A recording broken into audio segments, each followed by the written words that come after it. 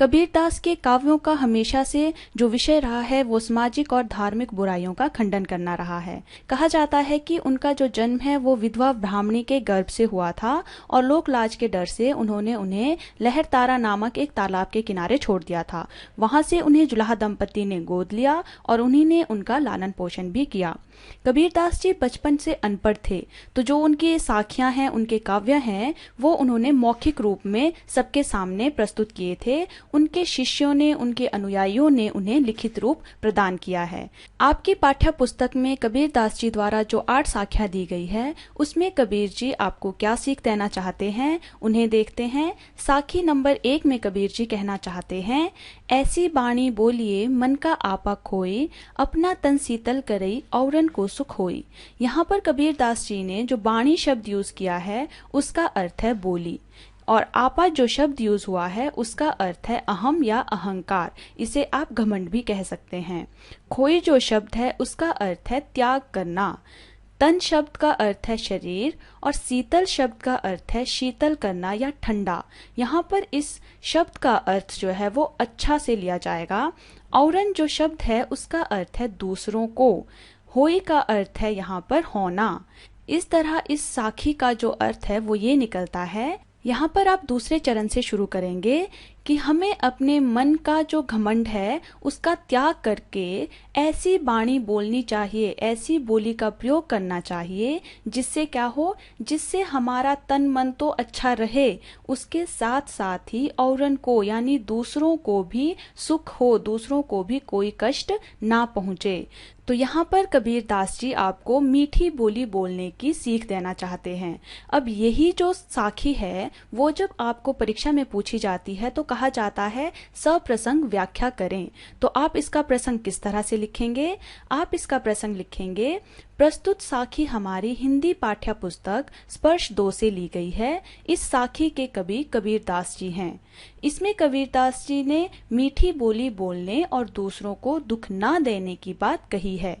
यहाँ पर जो ये पहली पंक्तियां हैं वो हर साखी में, जो आपकी 8 की 8 साखियां हैं, उसमें ये दोनों पंक्तियां सेम एज इट इज ऐसी ही रहेगी। और जो ये उसके बाद की पंक्तियां हैं वो आप अपनी साखी में जो महत्वपूर्ण बात है उसको यहाँ पर लिखेंगे और व्याख्या में आप इसी बात को जो है अच्छे से एक्सप्लेन करेंगे। आप इस साखी की व्याख्या किस तरह से लिखेंगे? आप लिखेंगे, इसमें कबीरदास जी कहते हैं कि हमें मन का आपा खोए, मन का अहंकार त्याग करके ऐसी बाणी बोलिए, ऐसी भाषा का प्रयोग करना चाहिए जिससे क्या हो, अपना तन शीतल करे, जिससे हमारा तन मन जो है वो स्वस्थ रहे, औरन को सुख होए और दूसरों को भी कोई कष्ट ना हो और दूसरों को भी सुख की प्राप्ति हो। इस तरह से परीक्षा में आप सप्रसंग व्याख्या करेंगे। अगली साखी में कबीरदास जी आपको क्या सीख देना चाहते हैं? अगली साखी में कबीरदास जी कहते हैं, कस्तूरी कुंडली बसई मृग ढूंढई बन माही, ऐसे घटी घटी राम है दुनिया देखी नाही। इस साखी में जो कुंडली शब्द है उसका अर्थ है नाभि, और मृग जो शब्द है वो संस्कृत का शब्द है और हिंदी में उसका अर्थ होता है हिरण। घटी घटी जो यहाँ पर शब्द है उसका अर्थ है कण कण। अब यहाँ पर जब आप इस साखी का अर्थ निकालेंगे तो इसका अर्थ भी आप दूसरे चरण से शुरू करेंगे कि मृग ढूंढई बन माही। बन का अर्थ है वन यानी जंगल, तो मृग ढूंढई बन माही यानी जो हिरण है वो वन में ढूंढ रहा है। वो क्या ढूंढ रहा है? कस्तूरी कुंडली बसई यानी वो कस्तूरी को ढूंढ रहा है। तो मृग ढूंढई बन माही यानी जो मृग है वो वन में भटक रहा है, कस्तूरी की खुशबू को ढूंढ रहा है। और वो किस बात से अनजान है? मृग अनजान है कि कस्तूरी कुंडली बसई, जो कस्तूरी है वो उसी की नाभि में बसी हुई है, उसी की कुंडली में विद्यमान है। यानी मृग जो है इस बात से अनजान है कि उसकी नाभि में ही कस्तूरी विद्यमान है और वो कस्तूरी जो है पूरे जंगल में भटक भटक कर ढूंढ रहा है। उसी तरह से दुनिया देखी नाही, दुनिया के जो लोग हैं उन्हें भी दिख नहीं रहा है। उन्हें क्या नहीं दिख रहा है?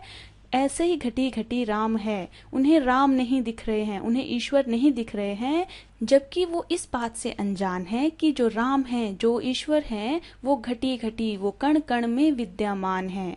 तो इस जो साखी का अर्थ है वो ये निकलता है कि जिस तरह से एक हिरन जो है पूरे वन में कस्तूरी की खुशबू को सूंघता हुआ भटकता रहता है कस्तूरी प्राप्त करने के लिए, वो इस बात से अनजान है कि वो कस्तूरी उसी की नाभि में विद्यमान है। उसी तरह से दुनिया के लोग भी भगवान को तीर्थों में, मंदिरों में ढूंढते रहते हैं, जबकि जो भगवान हैं वो घटी घटी, वो कण कण में विद्यमान हैं। तो कबीर जी यहाँ पर ये सीख देना चाहते हैं कि अगर आप भगवान को ढूंढना ही चाहते हैं तो आप उन्हें मंदिरों और तीर्थों में ना ढूंढकर अपने मन में ढूंढें, वहां आपको जो भगवान है वो मिल जाएंगे। तो जब आपसे ये साखी परीक्षा में सप्रसंग व्याख्या के लिए पूछी जाए तो आप इसका प्रसंग कैसे लिखेंगे? आप लिखेंगे कि प्रस्तुत साखी हमारी हिंदी पाठ्य पुस्तक स्पर्श 2 से ली गई है। इसके कवि कबीरदास जी हैं। यहाँ तक आप एज इट इज उसी तरह से लिखेंगे जिस तरह से आपने पहली साखी के प्रसंग में लिखा था। उसके बाद की पंक्तियों में मैंने कहा था कि जो आपको साखी परीक्षा में आएगी उस साखी की महत्वपूर्ण बात को आपने प्रसंग में एक पंक्ति में लिखना है। इसमें कबीरदास जी क्या कह रहे हैं कि संसार के लोग कस्तूरी हिरन की तरह हो गए हैं। जिस तरह हिरन कस्तूरी प्राप्ति के लिए इधर उधर भटकता रहता है, उसी तरह लोग भी ईश्वर प्राप्ति के लिए भटक रहे हैं।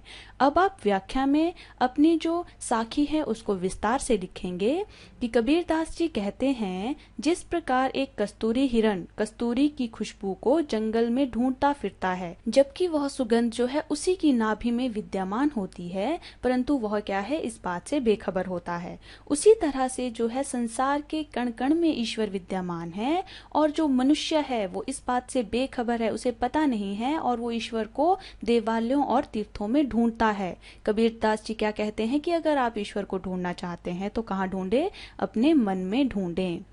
तीसरी साखी में कबीरदास जी आपको क्या सीख देना चाहते हैं? तीसरी साखी में कबीरदास जी कहते हैं, जब मैं था तब हरि नहीं, अब हरि है मैं नाही, सब अंधियारा मिटी गया, जब दीपक देखिया माही। यहाँ पर कबीरदास जी क्या कह रहे हैं? मैं जो यहाँ शब्द है वो अपने लिए यूज नहीं हो रहा है। मैं का एक अर्थ होता है अहम, अहंकार यानी घमंड। यहाँ पर मैं घमंड के लिए प्रयोग हो रहा है। और हरि आपको पता है, हरि कहा जाता है विष्णु जी को यानी परमेश्वर या ईश्वर को। अंधियारा जो है वो अंधकार को कहा गया है, यानी अहंकार रूपी जो अंधकार है, घमंड का अहंकार है, वो यहाँ पर अंधियारा के रूप में लिया गया है। यहाँ पर एक शब्द है दीपक।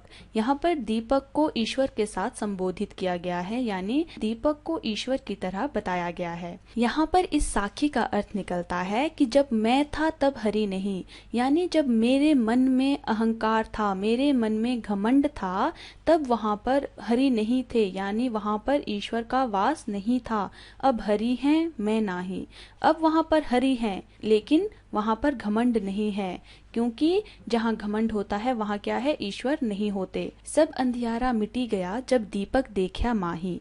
सारा जो अंधियारा है, सारा जो अहंकार रूपी अंधकार है, वह मिट गया जब उन्होंने दीपक को देखा, यानी जब उन्हें दीपक रूपी ईश्वर के दर्शन हुए। इस साखी के द्वारा कबीरदास जी ये सीख देना चाहते हैं कि आपको अपने अहंकार को, अपने घमंड को अपने मन से निकाल देना है, क्योंकि जब तक आपको अहंकार और घमंड होगा तब तक आप ईश्वर की प्राप्ति नहीं कर सकते हैं।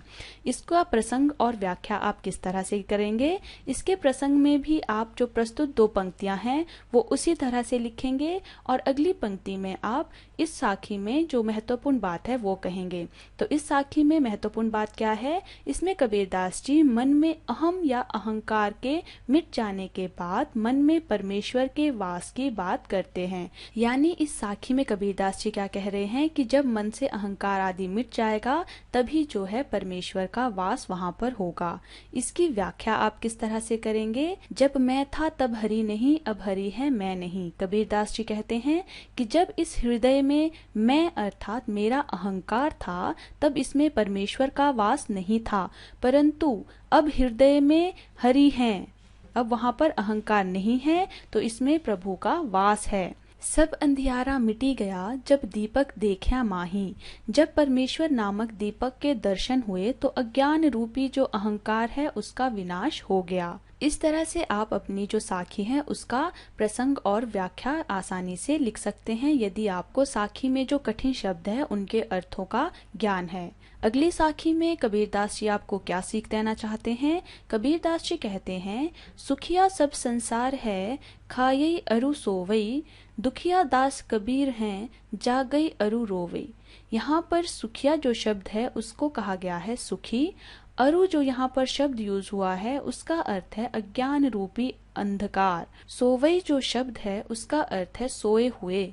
जिस तरह सुखिया का अर्थ था सुखी, उसी तरह दुखिया का अर्थ है दुखी और रोवई का अर्थ है रो रहे।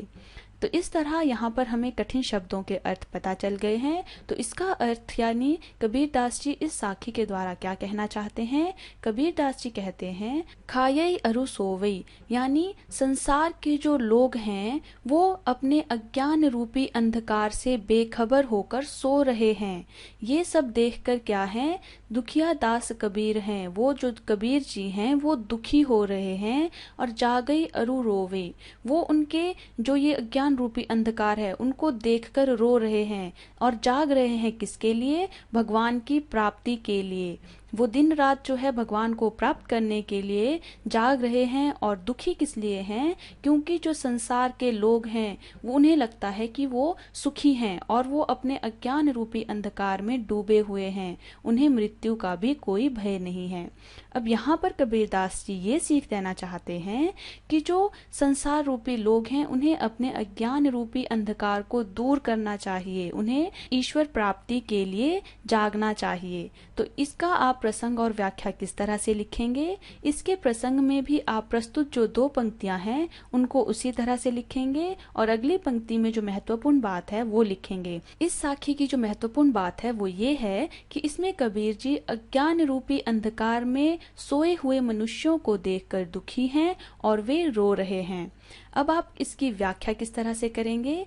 आप इसकी व्याख्या इस तरह से करेंगे, सुखिया सब संसार है, खायई अरु सोवी, यानी कबीरदास जी कहते हैं कि संसार के लोग अज्ञान रूपी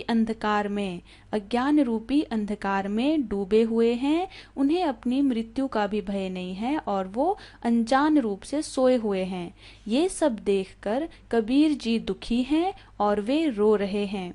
वे प्रभु को पाने की आशा में हमेशा चिंता में जागते रहते हैं। इस तरह से आप इसकी व्याख्या और इसका प्रसंग लिखेंगे। अगली जो साखी है उसमें कबीरदास जी किस सामाजिक बुराई को दिखा रहे हैं। कबीर जी कहते हैं, बीरहा भुवंगम तन बसई, मंत्र न लागई कोई, राम वियोगी ना जीवई, जीवई तो बौरा होई। इस साखी में जो बीरह शब्द यूज हुआ है उसका अर्थ है बिछड़ने का गम, यानी जब आप अपनों से दूर होते हैं उसके गम को बीरह कहा गया है। भुवंगम जो शब्द है उसका अर्थ है भुजंग यानी सांप। और यहाँ पर बौरा, जो बौरा शब्द है उसका अर्थ है पागल। यहाँ पर इस साखी का अर्थ ये निकल रहा है कि जब आपके तन मन में बिरह रूपी यानी अपनों से बिछड़ने वाला जो सांप रूपी गम है वो आपके तन में लौटने लगता है, तो ना तो कोई मंत्र काम में आता है और ना ही कोई दवा जो है वो आपको लगती है। उसी तरह से कबीरदास जी कहते हैं कि राम वियोगी ना जीवे। वियोगी भी यहाँ पर कहा गया है कि ईश्वर से, राम जो यहाँ पर लिया गया है वो ईश्वर के लिए लिया गया है कि राम वियोगी ना जीवई, कि राम के वियोग में, राम से बिछुड़ने के गम में कोई भी मनुष्य ना जीवई, कोई भी मनुष्य जीवित नहीं रह सकता है। जीवई अगर वो जीवी लेता है तो क्या होता है, तो बौरा होई, तो वो पागल हो जाता है, वो पागलों की तरह अपना जीवन व्यतीत करता है। यहाँ पर कबीरदास जी ये कहना चाहते हैं, जिस तरह संसार के लोग एक दूसरे से दूर नहीं रह सकते, उसी तरह ईश्वर से दूर रहकर भी कोई मनुष्य जीवित नहीं रह सकता है। इसलिए हमें ईश्वर को प्राप्त करने के लिए हर मुमकिन कोशिश करनी चाहिए। अब आप इसके प्रसंग और व्याख्या को किस तरह से लिखेंगे। इसके प्रसंग में भी आप जो प्रस्तुत दो पंक्तियां हैं वो उसी तरह से लिखेंगे कि प्रस्तुत साखी हमारी हिंदी पाठ्य पुस्तक स्पर्श 2 से ली गई है। इस साखी के कवि कबीरदास जी हैं।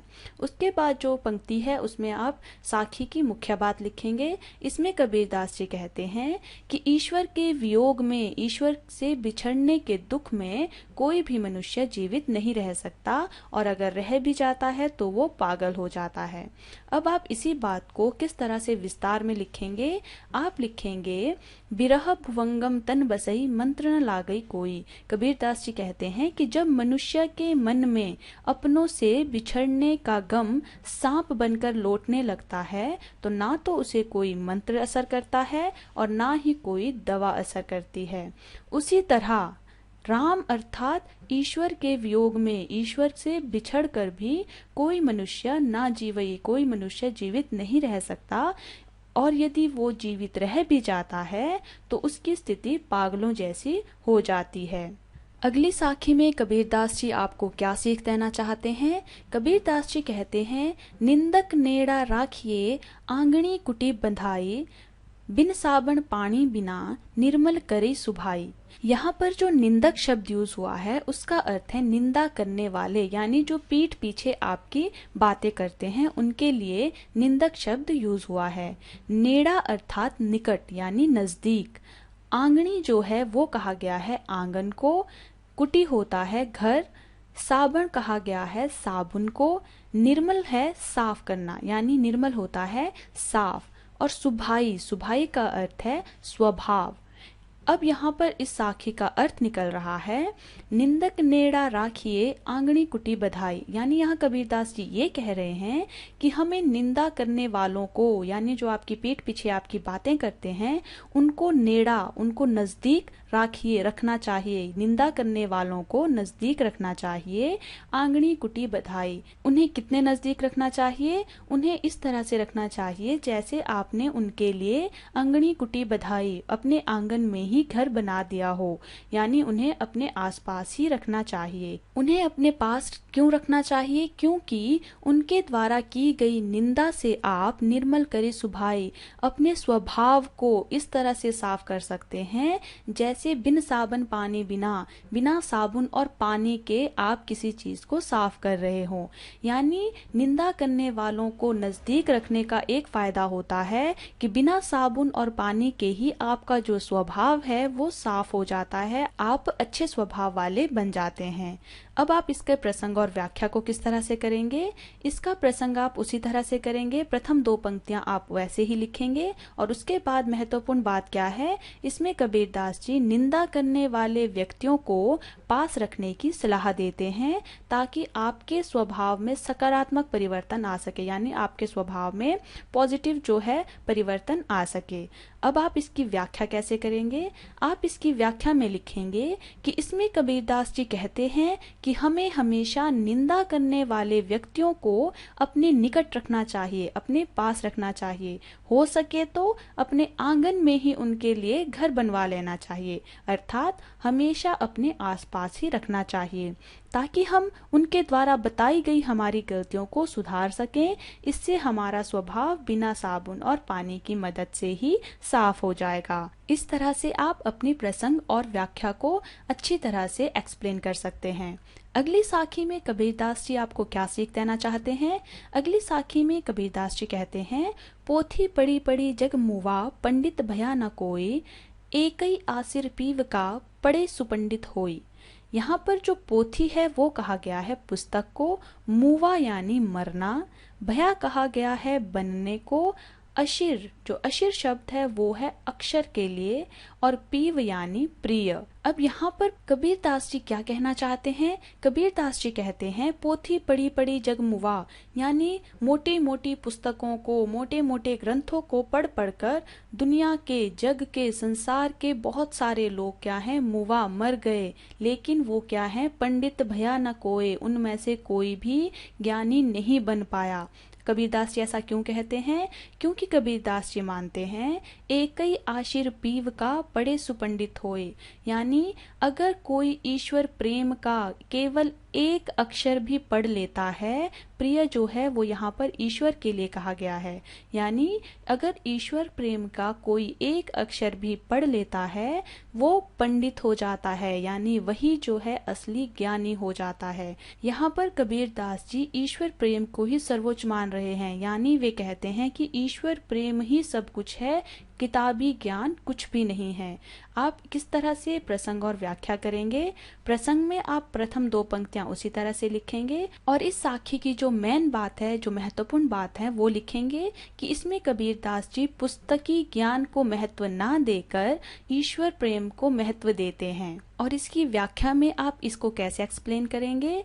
आप लिखेंगे पोथी पढ़ी पढ़ी जग मुवा, यानी कबीर दास जी कहते हैं कि इस संसार में मोटी मोटी पुस्तकों और किताबों को पढ़कर कई मनुष्य मर गए, परंतु पंडित भया न कोई, कोई भी मनुष्य पंडित यानी ज्ञानी नहीं बन सका। एकई आशिर पीव का, यदि कोई व्यक्ति ईश्वर प्रेम का एक भी अक्षर पढ़ लेता तो क्या होता? पढ़े सुपंडित होई, वह पंडित बन जाता। अर्थात ईश्वर प्रेम ही सच है और जानने वाला ही वास्तविक ज्ञानी है। जो ईश्वर प्रेम को जान लेता है वही कबीर दास जी की नजर में वास्तविक ज्ञानी है, वही वास्तविक पंडित है। तो यहाँ पर कबीर दास जी पुस्तकी ज्ञान को ना मानकर ईश्वर प्रेम को ही मानते हैं। और यहाँ पर क्या सीख दे रहे हैं कि हमें ईश्वर के प्रति भी प्रेम रखना चाहिए। अगली साखी में कबीर दास जी आपको क्या सीख देना चाहते हैं? कबीर दास जी कहते हैं, हम घर जालिया आपना लिया मुराड़ा हाथी, अब घर जालऊं तास का जे चले हमारे साथी। यहाँ पर जो जालिया शब्द है वो है जलाने के लिए, आपना अर्थात अपना, मुराड़ा जो शब्द है वो है जलती हुई लकड़ी। और यहाँ पर इस साखी में जो मुराड़ा शब्द है उसका अर्थ है ज्ञान, जालऊं जो शब्द है उसका अर्थ है जलाऊं, और तास का यानी उसका। अब यहाँ पर इस साखी का अर्थ निकल रहा है कि हम घर जालिया आपना, कि मैंने अपना घर अपने आप अपने हाथों से जला लिया है। लिया मुराड़ा हाथी, अब मेरे हाथ में क्या है?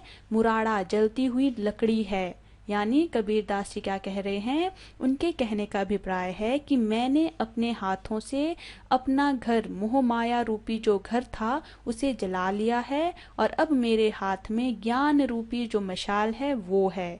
अब घर जालऊं तास का, अब मैं उसका घर जलाऊंगा, जे चलो हमारे साथी, जो मेरे साथ चलना चाहता है। यानी कबीर दास जी कह रहे हैं कि अब मैं इस ज्ञान की लकड़ी से, जो मेरे हाथ में अब ज्ञान की लकड़ी है, उसके सहारे मैं उनका घर जलाऊंगा, उनकी मोह माया को जलाऊंगा जो मेरे साथ चलना चाहते हैं, यानी जो ज्ञान को या ईश्वर को प्राप्त करना चाहते हैं। अब इसके प्रसंग और व्याख्या को आप किस तरह से लिखेंगे? प्रसंग में उसी तरह से जैसे आपने 2 पंक्तियां लिखी थी उन्हें उसी तरह से एज इट इज लिखेंगे, और अगली पंक्ति में जो महत्वपूर्ण बात है इस साखी की उसे लिखेंगे कि इसमें कबीर दास जी मोह माया रूपी घर को जलाकर अर्थात त्याग कर ज्ञान को प्राप्त करने की बात करते हैं। ये जो है इस साखी की महत्वपूर्ण बात है। और अब व्याख्या करेंगे।